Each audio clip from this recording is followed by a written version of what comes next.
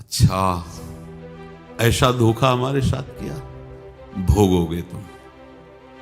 ये जो निकलता है ना भोगोगे, ये अकाट्य होता है।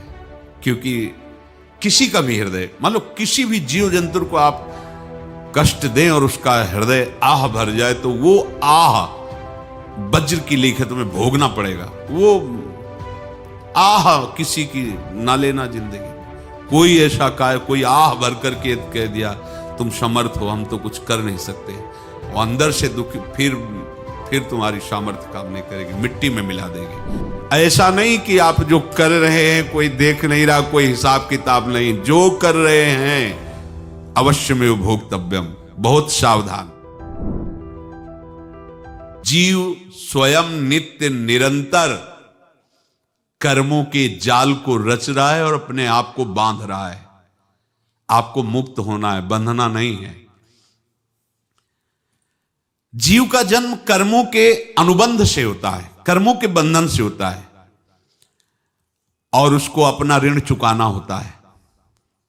कर्मानुबंध ये बहुत सूक्ष्म विषय है। जैसे आप जिस परिवार में जन्म लिए हैं, तो उस परिवार के लोगों से आपका ऋण है, इसलिए उसी परिवार में आप आए हैं।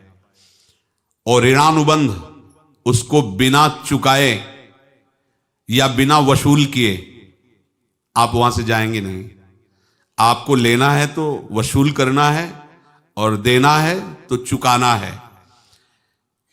ये पूर्व के जन्मों से निश्चित किया गया है। जैसे किसी के यहां पुत्र हुआ, जन्म से ही पैसा खर्चा शुरू हुआ, जो बड़ा हुआ तो उद्दंडता के द्वारा मार पूरे परिवार को क्लेश पर क्लेश देता चला जा रहा है। ये तुम्हारे कर्म का फल है। या ऐसे शक्तिहीन बुद्धिहीन ऐसे पागल पूरे जीवन सेवा करो, तुमसे अपना हिसाब चुकाने के लिए वो आया है।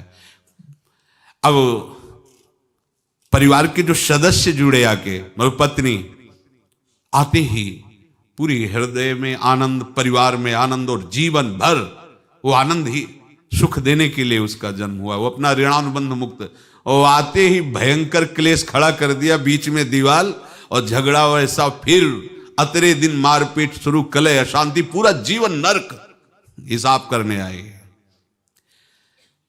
यहां ऋण चुकाए बिना कोई जा नहीं सकता, ऋण चुकाना पड़ेगा। किसी का ऋण वसूल करना है तो किसी को ऋण चुकाना है, दोनों काम करने होते हैं। अनेक जन्मों में अनेक लोगों के साथ हमने जो बर्ताव किए हैं, अच्छे या बुरे, वो होंगे। अब किसी आदमी को हम जानते नहीं, अचानक मिला, अचानक टक्कर लगा और मार पीट गाली गुप्ता सब कर दिया, चुपचाप सह लो। क्यों? ये आपका हिसाब है, पूर्व का हिसाब। हमारा उससे कोई द्वेष नहीं, कोई संकल्प नहीं। अचानक घटना घटी और हमसे द्वेष करने लगा, हमें पीटने लगा, हमें गालियां दे, ये हिसाब है, चुपचाप सह जाओ। अपने घर का भाई ही भारी दुश्मन बन गया और क्लेश, हिसाब है। एक प्रभुदत्त ब्रह्मचारी जी की वाणी में पढ़ा था, एक महात्मा जी भ्रमण करते थे, तो उस समय असरफियां चलती थी, मोहरे असरफियां, तो उनको भेंट में देते लोग। तो या तो ठाकुर सेवा में लगे तत्काल, या संत सेवा में तत्काल लगे, उसका संग्रह करके डोलना ये ठीक नहीं है। बैरागी के लिए सिद्धांत में ये ठीक नहीं है। तो जब 2, 4, 6, 8 ऐसे मोहरे हुई, तो उन्होंने विचार किया कि और भ्रमण करके जब काफी मोहरे हो जाएंगी, तो प्रयागराज में जब कुंभ पड़ता है, एक बार पूरे सब अखाड़े के संतों को, अलग अलग संप्रदाय सब संतों को बुलाएंगे और सबको पुआएंगे। अब साधु है तो यही विचार करेगा, और क्या विचार करेगा। तो उन्होंने एक ऐसे डंडा बनवाया, बेंत, जो ऊपर से चूड़ीदार और भीतर पोला, और मोहरे उसमें डालते गए। और भ्रमण, जहां जहां श्रद्धालु भगत थे सबके यहां जाना और इच्छा रखना कि एक मोहर तो दे दे दक्षिणा में। कामना कोई भी हो वो बांधती ही है, ध्यान रखना। इसीलिए प्रभु जो चाहे वो करे, अपनी चाह नहीं रखनी चाहिए, अपनी चाह प्रभु की चाह में मिला देनी चाहिए। धीरे धीरे वो छड़ी भर गई।